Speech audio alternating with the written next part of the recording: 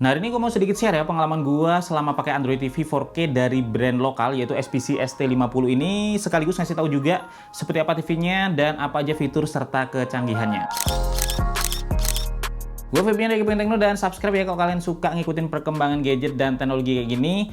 Dan menariknya dari sebuah Android TV adalah apapun mereknya secara fitur sebenarnya nyari sama, karena antara Android TV yang harganya murah atau yang harganya mahal sekalipun, yang membedakan mostly cuman hardware-nya. Karena secara platform udah sama-sama pakai Android, maka fitur-fitur yang bisa kita nikmatin juga cenderung sama. Termasuk di Android TV 4K buatan lokal SPC ST50 ini. Jadi meskipun harganya kalau kita lihat ya, kita bandingkan dengan beberapa Smart TV 4K lain berukuran 50 inch, dia sedikit lebih murah, tetapi karena udah pakai Android, maka secara fitur juga udah nyari sama. Jadi di sini kita bisa nonton Netflix, kemudian nonton YouTube, ada Play Store-nya juga, kita bisa install Disney, Video View, WeTV atau platform streaming apapun ya yang kalian perlukan selama dia ada di Google Play Store-nya ini. Kita bisa dengar lagu juga ya dari YouTube Musik, Spotify, Joox atau layanan streaming lain ya yang ada di sini. Pokoknya apapun yang ada di Google Play Store for TV itu bisa kalian nikmatin di TV ini, karena di Play Store sendiri juga ketersediaan aplikasi memang jauh lebih lengkap ya dibandingkan dengan platform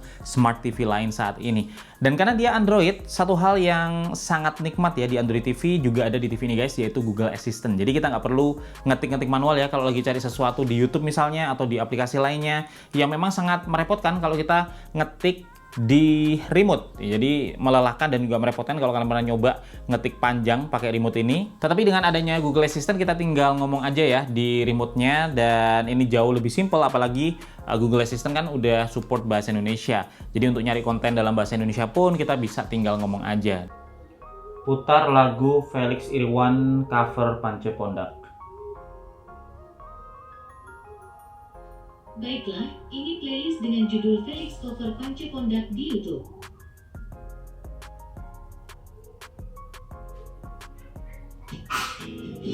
Dan untuk layar, dia menggunakan layar di LED 50 inch dengan rasio standar TV 16:9. Layar ini terlihat sangat luas ya, terutama buat yang baru merasakan TV besar berukuran 50 inch. Ini bakal kerasa luasnya, dan dengan resolusi 4K, tampilan di layar ini udah detail dengan warna yang juga vivid, terutama saat dipakai buat nampilin video yang native 4K. Nah, buat nampilin video dengan resolusi di bawah 4K ini masih bisa terlihat bagus ya di video HD ke atas, meskipun untuk video di bawah kualitas HD, kualitas tampilannya masih terlihat kurang. Tetapi overall untuk nonton dari resolusi HD sampai di resolusi 4K udah memuaskan di layar TV ini guys. Dan untuk picture mode-nya ada 7 ya, dari user custom, kemudian vivid, sport, movie, sampai energy saving juga ada. Dan buat main game di konsol seperti di PS5 itu bisa berjalan lancar ya di TV ini.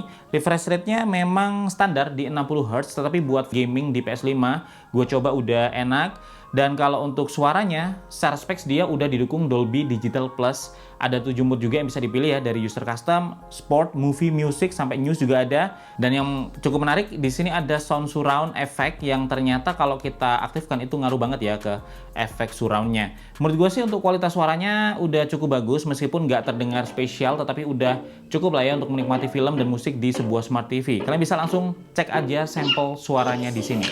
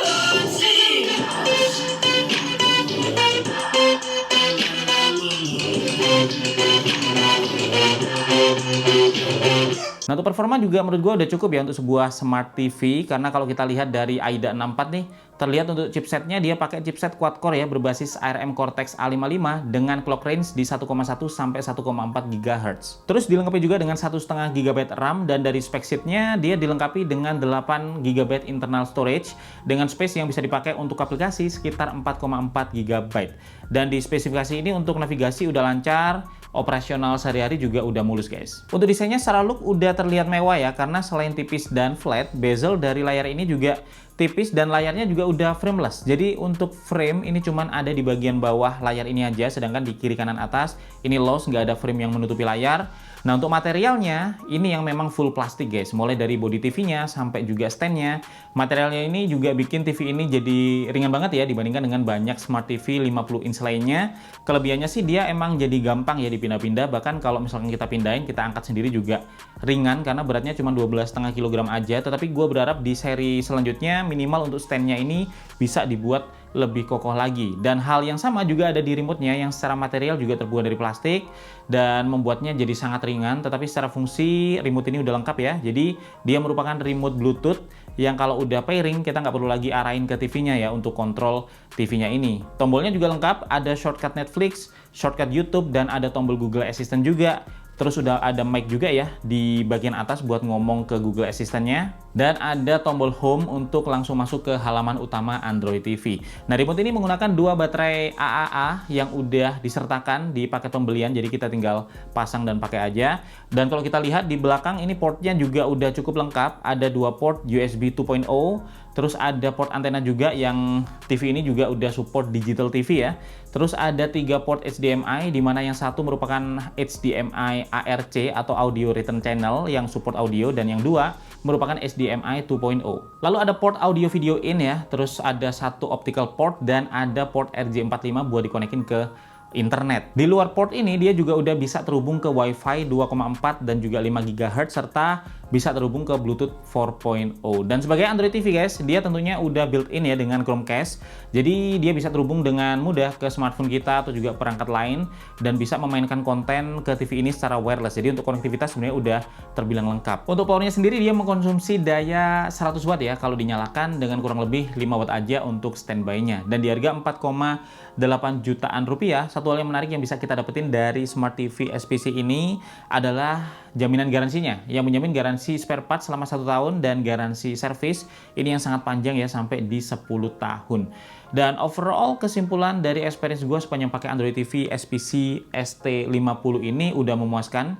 Jadi sebagai Android TV kita udah bisa ngedapetin seluruh kelebihan dan kemudahan yang ditawarkan oleh Android TV, kayak misalnya Google Assistant, dukungan aplikasi melimpah, serta Chromecast dan konektivitas yang lengkap. Secara tampilan dia juga udah sangat bagus ya, dengan kualitas audio yang cukup, meskipun secara material dan build quality ini cukup standar dan masih banyak ruang untuk diimprove di seri selanjutnya. Tetapi secara desain ini udah bisa terlihat mewah dan desainnya juga flat dan frameless. Dan untuk recommended atau enggak, Smart TV dari brand lokal SPC ini masih sangat recommended ya, terutama kalau kalian cari Android TV yang ukurannya besar dengan harga yang masih miring. Dan itu ya review gua untuk Smart TV SPC ST50 ini. Semoga aja bermanfaat buat kalian yang lagi cari Android TV. Dan kalau kalian punya pendapat tentang TV ini, atau mungkin juga udah beli TV ini dan punya pendapat yang pengen kalian share ya, silahkan tulis aja di kolom komentar. Like kalau kalian suka video ini, dan subscribe biar gue lebih semangat lagi untuk bikin video sharing kayak gini guys. Dan gue Febian lagi pamit dulu ya, sampai ketemu lagi di video teknologi lainnya besok.